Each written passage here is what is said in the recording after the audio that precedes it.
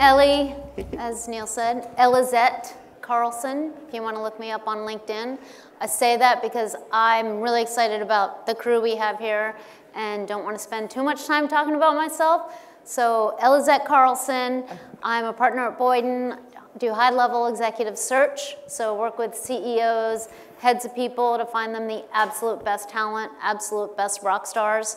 A little bit, just briefly about myself, I grew up traveling around the world with my father, promoting World Cup soccer games. So I grew up around athletes, picking up Pele at the airport, picking up all your favorite football, soccer stars, and then went on to work with IMG, Reebok, a lot of sports companies, NBA, NFL athletes. I bring that up because I really got to know that people are people, regardless of how big they are. Oh, I've got my mic on and I'm getting hot.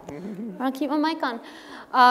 How big they are, and that led me into just a career of really working with teams and people on company culture, brand culture, people culture, and just developing great relationships. I love people for who they are. I'm very international as well. I'm Austrian-American, born in Mexico, went to high school in Canada, and really excited to be talking about people and investing in your people. All right, let's bring up the panel.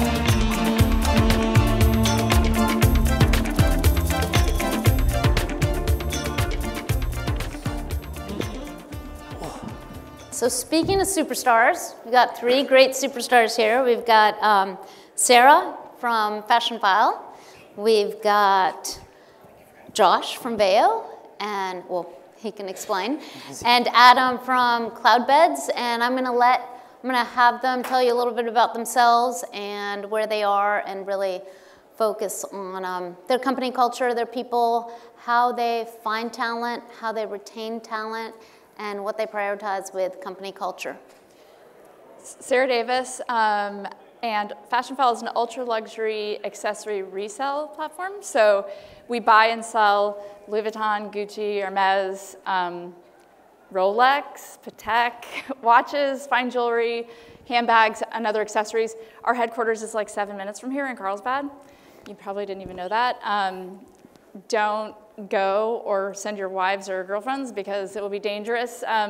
We've got a really interesting platform there because our inventory is all there. We sell online, but if you're local here, you can shop our inventory. We have a mechanism to do that, but yeah. All right, Josh Komenda, and most recently, founder and CEO of Veyo. I say most recently because we just exited last August. We sold to our direct competitor. Veyo was the third largest non-emergency healthcare transportation company in the country. Transported about 40,000 people a day, mostly underserved communities, Medicaid recipients who needed help to get to their doctor's appointments, dialysis, et cetera. And our customers were large Medicaid plans and state agencies. Grew that company from 2 people in a room to last year we had about 600 employees. So definitely been through a wild journey with thinking about culture and people and executive team and structure over that time period, and learned from a lot of mistakes and had a lot of wins as well. Adam, CEO and co-founder of Cloudbeds. Like Josh, we went from 3 people to 750 people. We thought that wasn't complicated enough. We do it across 40 countries, fully remote, which has been a journey and also really humbling. You know, we're backed by $250 million in capital, and so also seen a lot of different scale along the way, and just excited to be here.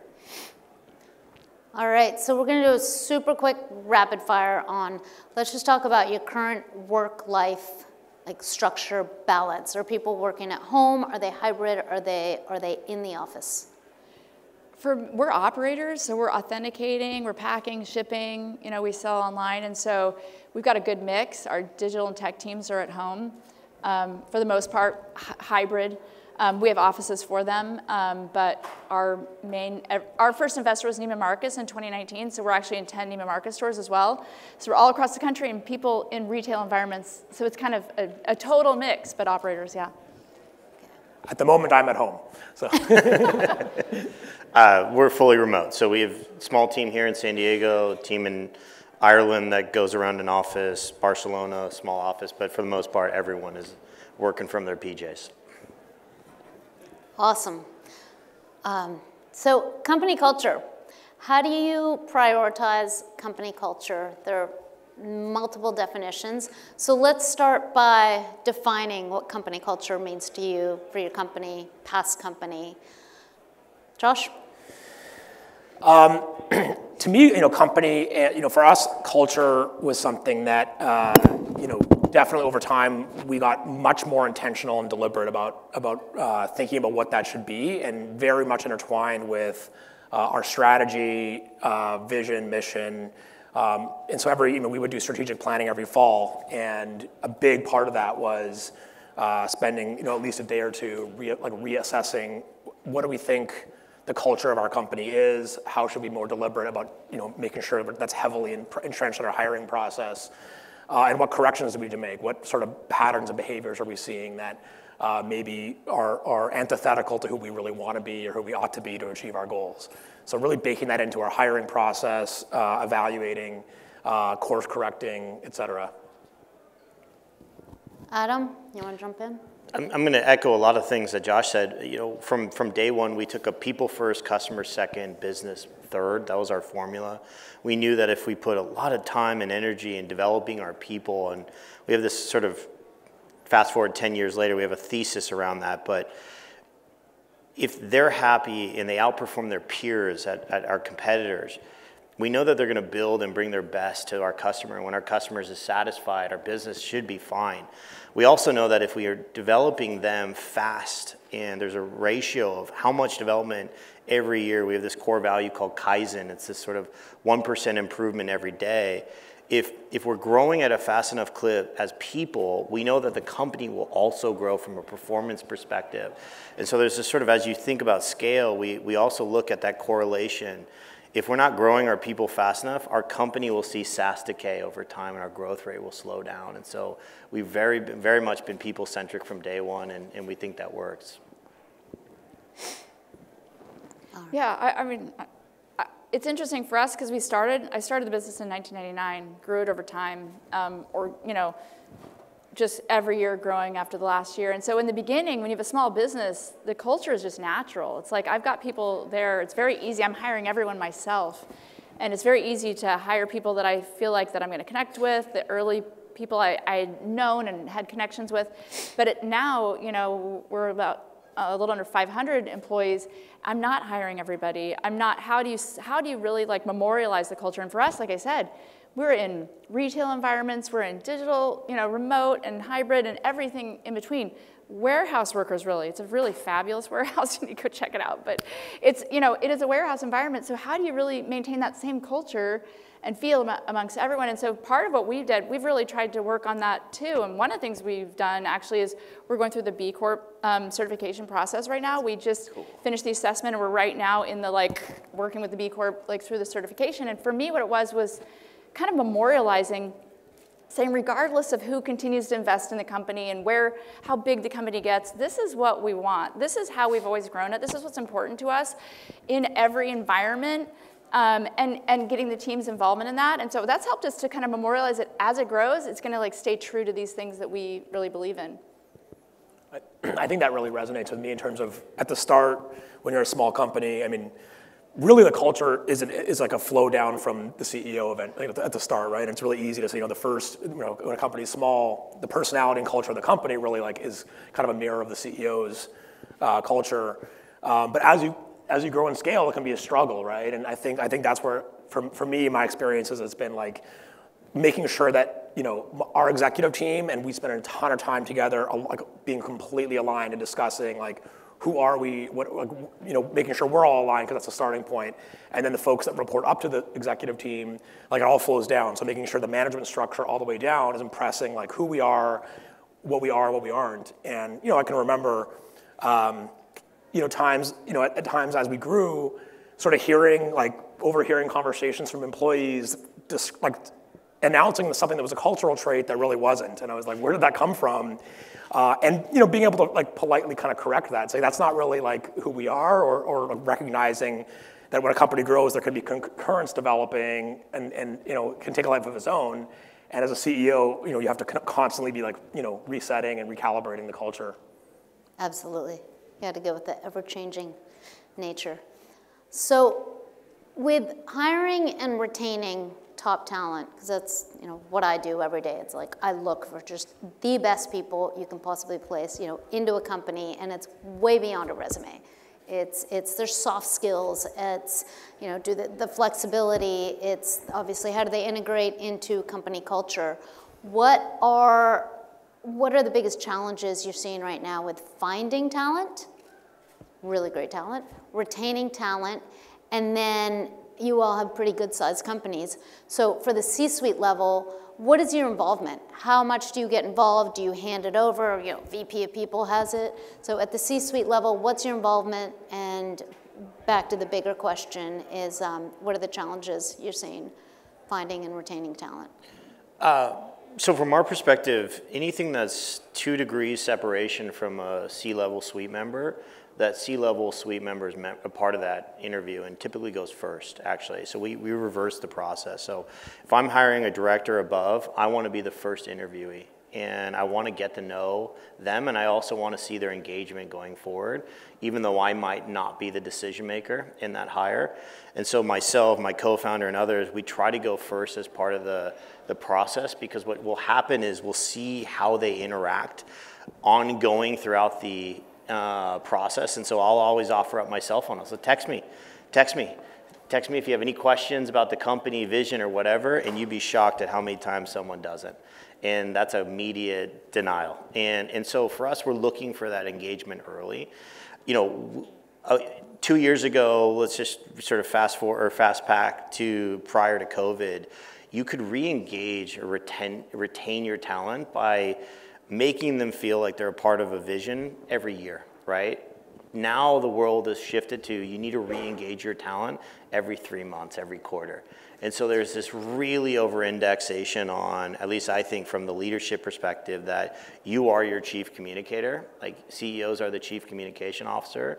You are the cultural ambassador. You need others to reinforce that. But if you're not over-indexing on where you're going, what you're doing, and how and why, all the time now, there's this grass is always greener mentality that's happening in the workforce, and that's why we're seeing so much turnover. It's settling down a little bit, which is healthy, but I'm also a big believer that churn is good for organizations. We talked about this on the phone. Like, I want 20 to 30% of my sales staff and my CS staff to leave every year.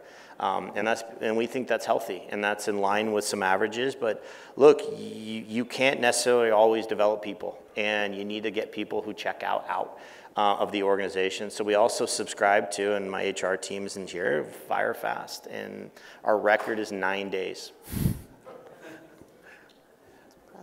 I definitely resonate the first, over-indexing on communicating the strategy. I mean, I think the things that people talk about are why employees leave.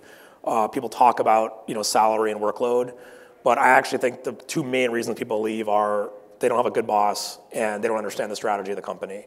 So I think for us, we were able to really keep amazing people. The more they were bought into the strategy, understood why their job was important and why it related to the company's goals, that was incredibly galvanizing for employees. And then making sure that, as CEO, as we grew more and more, my job became making sure we had the right managers, the right bosses in place, and people felt like they were learning and gaining value from their boss. So to me, those are the 2 most important things for retention. Yeah. Great. I think. Whoa. Am I on? Hello. I think one of the things we've done too is that we talked about this. I heard this in the David Freeberg little section too. The idea that some of the jobs that we're doing right now at Fashionphile didn't exist 10 years ago when we were in business. The technology was not available for us to even build or we've developed in the past. And so for us, there's certain jobs at Fashionphile we can't hire for because it doesn't exist. There's not anybody who's doing this thing bigger that we can pull from that pool to even recruit for. So we've developed Fashionphile University, where we have a full curriculum and we're training people, and we kind of look at it like, you know, you go to a boot camp and you can become a full stack engineer in X period of time, and it's not a college degree, and you come with, basically you don't have to have any kind of background or knowledge. At Fashionphile, if you want to become an authenticator, some of the procurement specialists, or even some of the work in our technology department, you come to us with nothing. And then we start you, you know, $18 an hour, pretty minimal. And then we just ramp you up super quick, just like you're at a boot camp, where at Fashionphile, these are some of our top paid jobs. Just like in the tech world, you can develop a nice career from yourself with a 6-month boot camp. And so we do that, and I think that in this world, it's just changing all the time. What we're using now, I tell my kids, like, when I was 16 years old, if I could have dreamed, I went to law school, couldn't have dreamed that the job I have right now, it didn't exist in any form or fashion. I couldn't have said, what do you want to be when you grow up? And this is it, nowhere. And so it's really exciting, because the truth is, I couldn't even, some of these things couldn't have done 10 years ago, because the technology was not there. Yeah. So we're talking about a lot today. Pretty much everybody I've met is doing something in AI. All of a sudden, we all got into AI somehow, which is exciting, but the truth is there's something there, you know? And so what is it gonna look like? And I think it's just faster and faster, this development. Fashionphile is gonna look so different in 3 years. Way more different than it did 5 years ago or 10 years ago. It's just, you know, exponentially improving, which helps us all to scale and develop, and helps our team to be more, you know, be able to do more and more productive, I think. So I love that you're investing in your people like that and educating them. You say this helps our team. What I'd love to know from each of you, I'm sure everyone would love to know, you know, there's a lot of work hacks or productivity hacks. What is a technology integration, a habit, a way you start meetings? We don't do phone calls on this day. What is something that you've incorporated into your company culture, or something that you're like, this really works, or thank goodness for Slack, that has really worked for you and your company?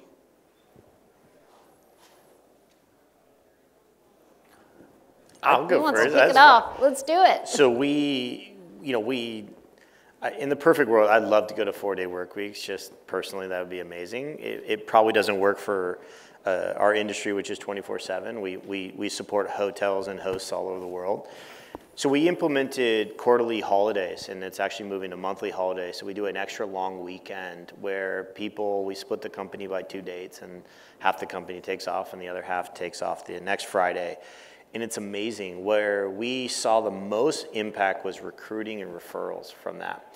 The one thing we ask is that they share with our HR team what they're up to. And so sometimes it's I'm taking grandma or my parents to a doctor's office. Sometimes it's I'm taking my dog to the dog beach, or I'm going on a long trip, or backpacking, or camping, or shopping, or getting my hair done. It's just living life. And we've seen such a positive reaction to that. It made us strengthen why we did that. And it was ultimately because we have this thesis where you have 3 buckets, and this isn't a perfect formula, so don't judge, but we have 3 buckets in our life. We have our personal bucket, which is living life. You have sleep bucket, and then you have work bucket. And there's a piece of equity in each one of those 3 buckets. That equity can be exchanged. I can say I sleep less, and I can move it into I live more or I work more. And work-life balance comes into question a lot with Cloudbeds. And so that exchange of equity between Cloudbeds and our people is truly something that we value, and we want them to appreciate it. We know they can take it back at any point in time. They can fire us as their employer just as much as we can fire them as a employee. And so we really value that relationship. And so we're trying to give them more freedom to have a personal accountability to shift their work equity into other places. And so by giving them that holiday, it's just caused huge productivity lift and a healthier, happy. So we just did our employee net promoter score across 750 people, and we were 73 out of 100, which is pretty strong. That's solid. I could talk about a habit that we developed. One thing that we're in a highly matrixed organization by necessity. So, a big, oftentimes real-time interplay between operations, customer service, and technology. And one of the things that we found was just very demoralizing to employees were, hey, I know so-and-so's busy, I've emailed them 3 times, they haven't got back to me, I'm blocked on their, their response, and, there's kind of frustration that, we don't have enough accountability in our culture. So we kind of developed a pretty simple cardinal rules, which were, 1, never ask for something from somebody without getting a specific, when do you need it by? So don't ever say, get this, never say whenever you can or as soon as you can. Say, can you get this to me by Friday at 5? And the second cardinal rule was, if you can't get it done, sometimes things come up, emergencies, fire drills happen. Never let that deadline slip without at least emailing the person a courtesy saying, hey, I'm so sorry, I know I was gonna have this to you Friday at 5. This came up, it's now gonna be Tuesday at 5. Is that okay? And we understand people get busy, they're juggling multiple tasks, but not ghosting each other was made a massive difference in people feeling like their priorities mattered and they could count on their teammates. That's great. One of the things that we did is that, again, as you grow and you really try to, we have an open door policy, but you can't really know across the entire team, how people are feeling or whatever. And so we do a quarterly employee engagement survey, which sounds really boring and lame. But the truth is we don't know. I don't think I'm here, I come to the office here in Carlsbad every day, and our team is coming to work with sand in their hair. They've gone for an early morning serve session and then they're here. But we got people in New York who have different issues, and I don't know what the pain points are. I'm there a lot, but every day. And again, across the country in our stores, we have an office in Tokyo, and how do you know all those things? And so we do this survey and just kind of get a pulse. And then what's cool is the very first time we did that, the thing we scored the lowest at was that they thought we're going to do anything about it. And so okay, sweet, let's show them we can do something. And we could really quickly see some things that were this is so easy. They need more outdoor seating. We can do that for lunch breaks. These are obvious things we can just tick off and show them. And then kind of our internal, where our goal is let's just always continue to increase on that they think, let us know. We sell really, really expensive things. I was saying, most expensive thing for this audience, a $400,000 Patek Tiffany & Company watch we sold last year to some crypto bro. But anyway, but so we have these clear totes you have to bring into work. You can't just bring because you can stick a Cartier ring into your whatever. So we have these clear totes and kind of security measures. And I'm not thinking about in New York when they're bringing boots to walk in and jackets and all these things, and a tiny little tote works here because we don't have anything to bring. Your shoes and your phone is fine in the tote. Anyway, and so just that for us, it's just get a pulse. It's not fancy, but we're able to get really good little meaningful things that people are wanting. And I don't know, and a lot of things, those things are really easy to make you feel good. And also we can talk about the things that we're doing, and people are wow, yeah, we mentioned that, and they did something about it, and it just feels good. It makes a difference. I'm disappointed I underbid on that watch. I'm still thinking about it. So Neil mentioned that I do some writing for Entrepreneur in my free time. And recently I wrote a piece where I just went back to many of the CEOs I know had spoken to and said, what are your top strategies for retaining talent? How do you keep them happy? How do you retain them? A local one, he's not here, but Joe from Vuori said they have the happiness hour. So there's 1 hour during the day, usually around lunchtime, where no meetings allowed, just go do what makes you happy. And it's just, understood. Go do your happiness hour. What strategies have you guys put in place to really retain talent, keep them happy, help them feel appreciated? Well, kind of going off of your comment about that turn is good. The other thing is with young people now, I've noticed in the digital and tech space, they seem to like to do a couple years at this, couple years at Glossier, and then a couple years at Away Travel, and then a couple years here to because they actually have their own plan. They want to do something themselves. And so we're kind of we want to keep you here as long as you want to be here. We don't want to push you away. But we find we attract a lot of talent that actually has an idea in their head. And I hope that we can develop, and that's kind of some of the things with the training and the way that we work here, that I think if you've got something in your head, this is a good place for you to come, because you're going to learn that kind of thinking. We try to have everybody thinking like an entrepreneur. That's how we're going to build this company. So if you've got something in your head, this might be a really good place to be thinking about that as you're building with us, and then you're going to take that time. Again, you know, that's not, they didn't leave us so much as they had this other thing, which I think you see a lot more. When my dad was, you know, had a career, you had a career, you had one thing. And nowadays, it's not how people think. They want to work for and get experiences. How does this company deal? What does their product team look like, and how are they doing that? Or they'll do a couple things, and then they'll start their own thing. Or, you know, I find it's just different.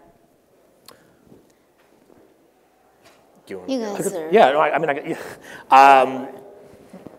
you know, one thing that we kind of started from during COVID, we've always tried to be like, you know, we're a very, you know, purpose-driven company. I mean, people come to work for us.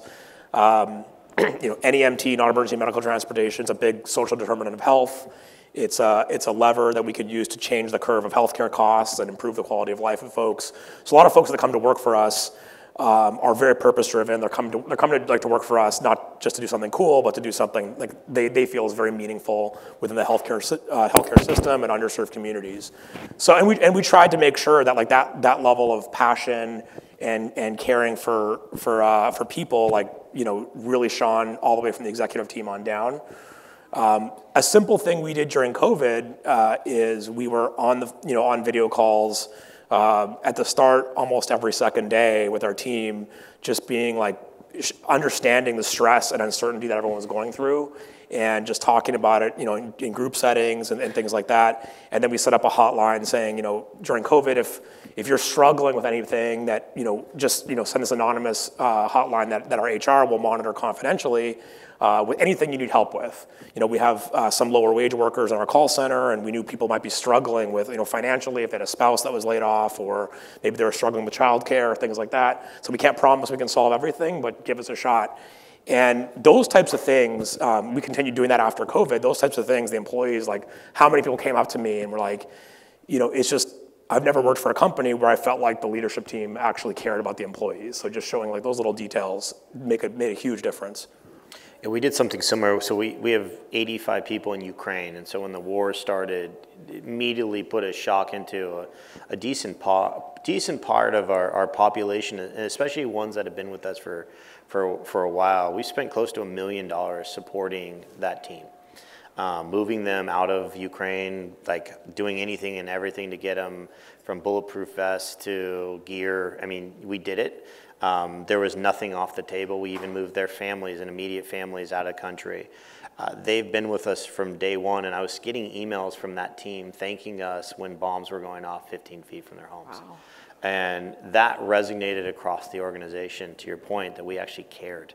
And so one of the things that we've done, I have 40 countries to support culture through, and that's very different in Asia to LATAM to even parts of Europe to the US.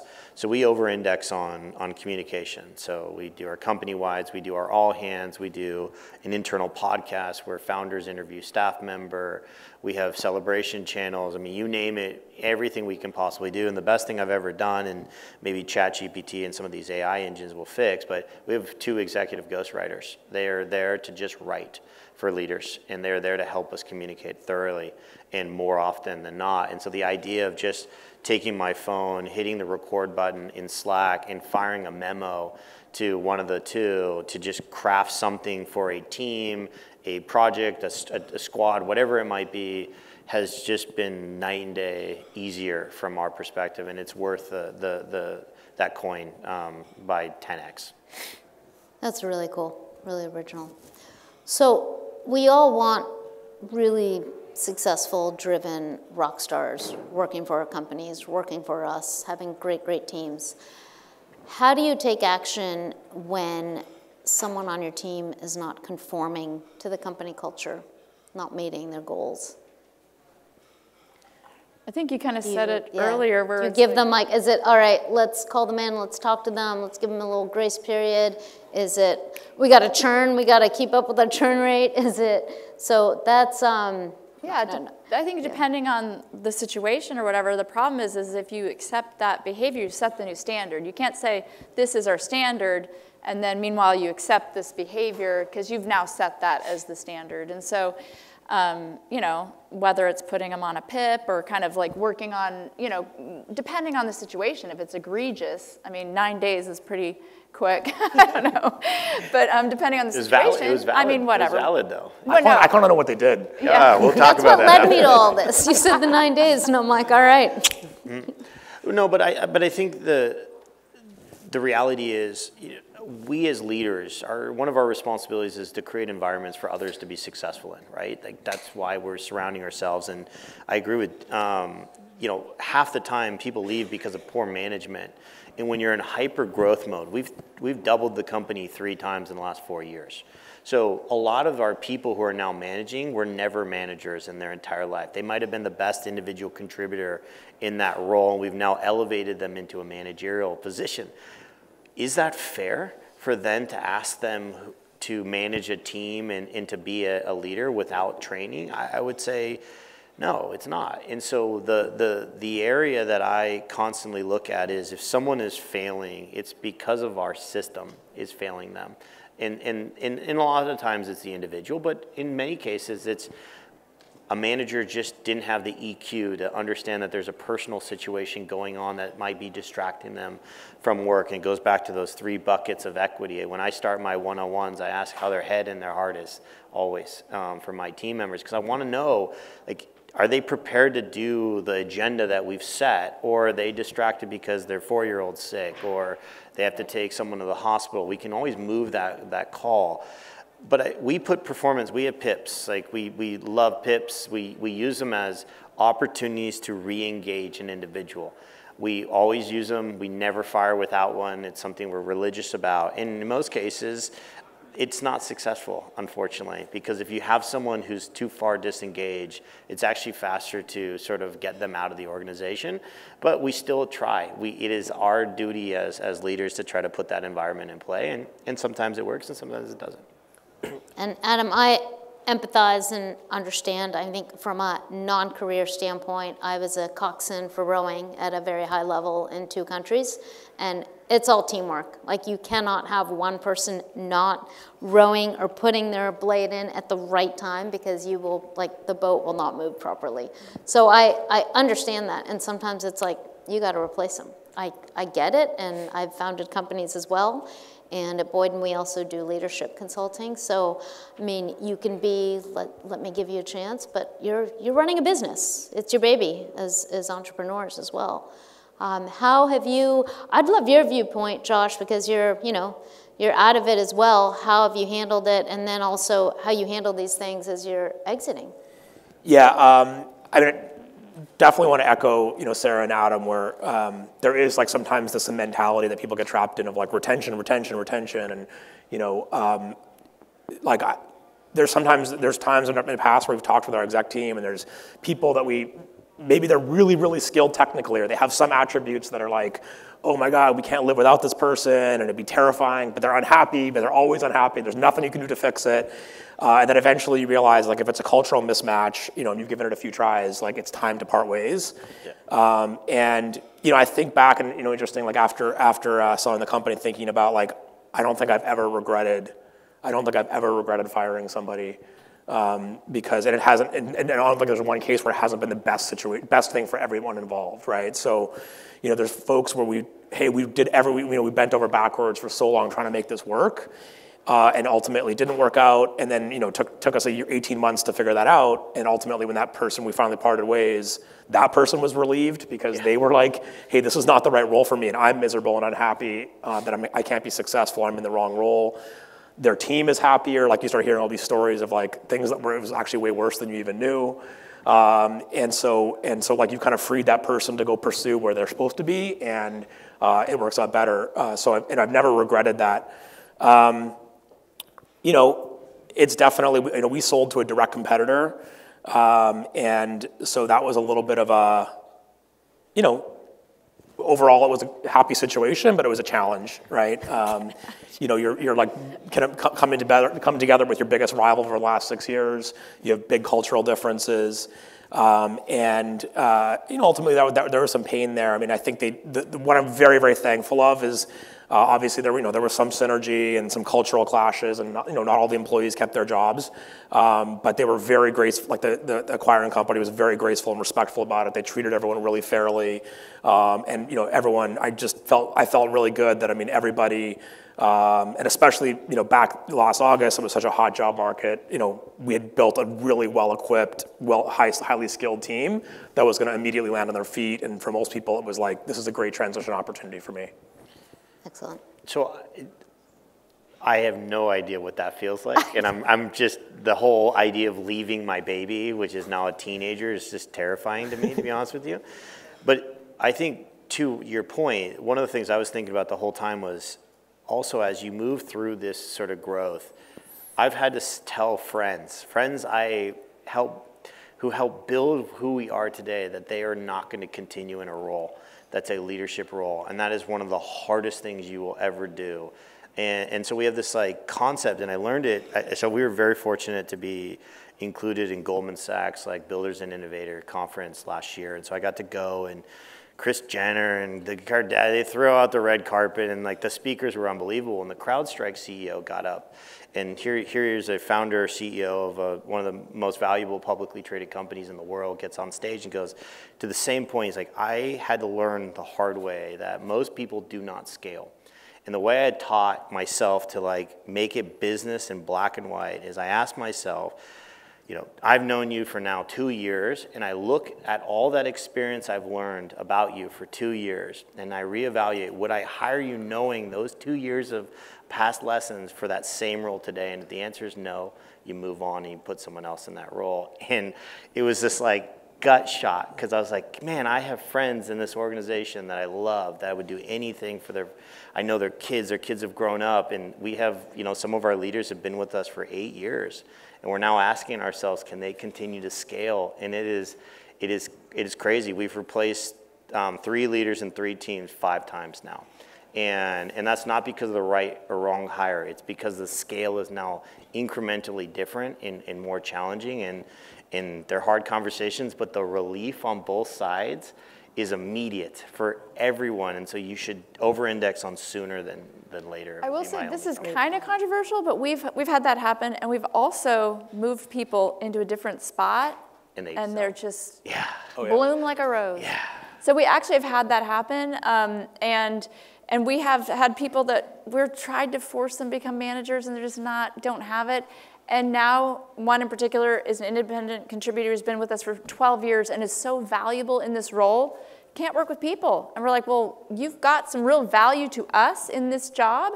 And we found a way to make it work where everybody's happy. And so she's happy, and it kind of works. And so I think that, the easy thing sometimes, even though it's hard, just rip it, get beyond it.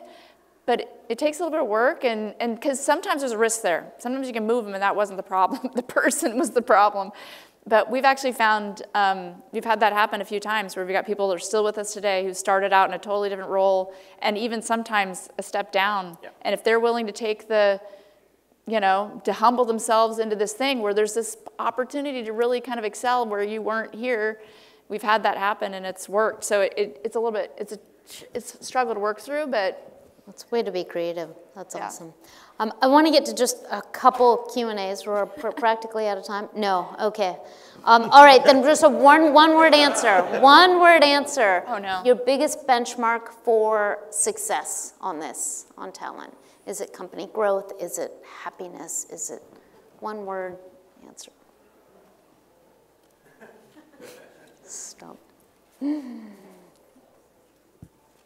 don't know. I mean, that's a tough one to answer in one word, but just. I would just say, deliverables. At the end of the day, are people delivering on what they said they could deliver? That feels good when you deliver stuff. I'm going to say what he said. Great. Yeah, I like that. Great. Mic drop. All right. Thank you, guys.